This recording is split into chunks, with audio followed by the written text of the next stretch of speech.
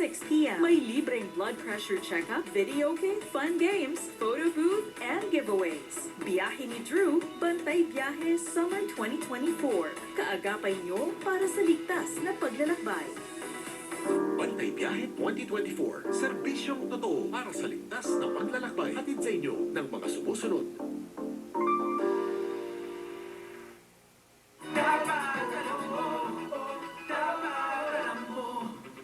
Mommy Sue, Kuya Kim, Megs, hindi lahat ng babaeng umaaura at mahanap mo sa beach ngayon tag-inip. Aba, tingnan mo ikaw, Hailey. Andito ka, nagtatrabaho, di ba? pero biro, ang ibang klase ang pag-flex ng muscles. Gaya na lang ng pagmamaneho ng truck. Alam nyo guys, ibang ating nakilala. Oh, talaga naman, sasama ba kayo? Ito na nga, kilalanin siya sa kwentong inalam ni Katrina Son. Kung anong ikinagaan ng kamay ni Rose Ann sa pag-aalaga ng anak, siya namang ikinabigat ng kanyang minamanehong 10-wheeler truck. Ngayong National Women's Month, ang lady truck driver na si Rose Ann, handang patunayang ang kanyang girl power, walang preno. Ang nakagarahing truck na ito sa bahay ni na Rose Ann sa San Ildefonso, Bulacan. Kasangga na raw niya sa pagde-deliver ng buhangin sa iba't ibang hardware stores sa construction sites sa Luzon. Nag-start ako sa pagdadrive ng truck noong 2017 po sa 12-wheeler. Bali, nawalan po kasi ako ng driver sa truck. Ang kinakarga po namin mga white sand, lahar, galing po siya ng Pampanga. Tapos, minsan may order naman ng 3-4 G1. Sa anggat naman po namin kinakarga yun. Tatay ni Rose Ann ang nagturo sa kanyang magmaneho ng truck. Pero nang pumanaw ang kanyang ama, si Rose Ann, at kapatid niyang babae na si Cristel, ang nagtuloy ng kanilang negosyo. Kailangan ko talaga siya eh.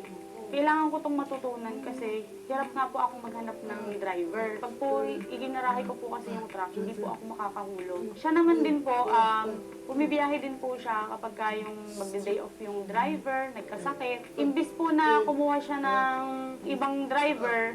Dapat alam mo na sa pagkuha ng lisensya, nakasaad sa driver's license code kung gaano kalaking sasakyan lang ang kaya at pwedeng imaneho. Professional driver's license naman ang dapat nakipakuha sa Land Transportation Office kung magmamaneho ng malalaking sasakyan gaya ng truck sa trabaho. Ngayong araw, may 14 cubic meters na buhanging lahar sila na kailangan ibiyahe papuntang Pulilan, Bulacan. Bago umarangkada, sinisigurado muna ni Rose Ann at ng kanyang asawang si Alvin na maayos ang kondisyon ng kanilang truck.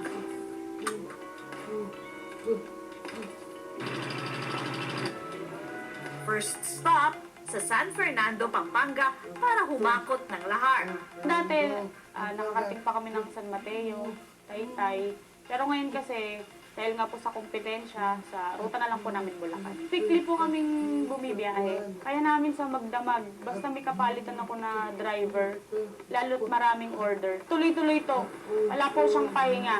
Kapag ilang araw raw silang nasa kalsada, dapat kompletong inimpaking gamit. Pero may isang taong hindi nila pwedeng isama, ang kanilang 4 na taong gulang na anak.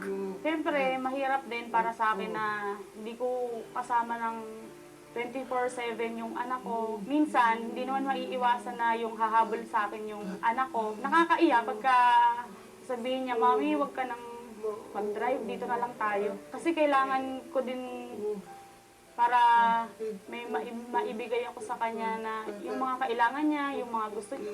Tanghaling tapat na nang makarating sa quarry sina Rose Ann.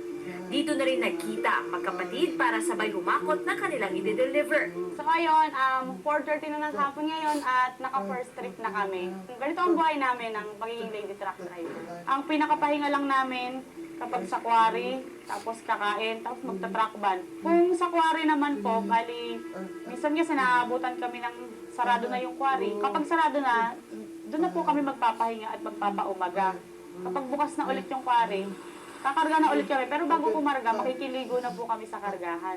Dahil dominante ng mga lalaki ang pagiging truck driver, ang ilang pasilidad hindi angkop para sa kababaihan. Pag naliligo din, kasi hindi lahat ng kainan pwede na nagpapaligo.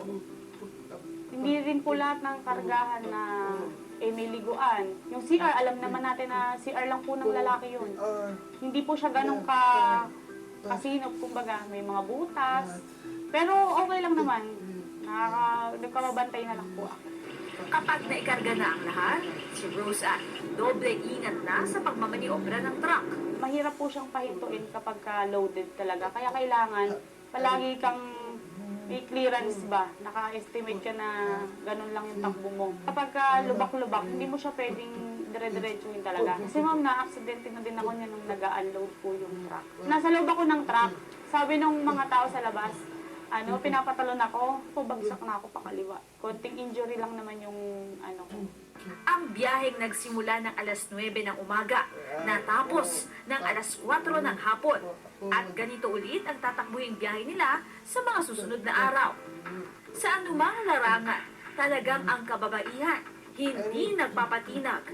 Kaya laging tatandaan, babae ka, hindi babae lang. Ako si Katrina Son at yan ang kwentong dapat alam mo.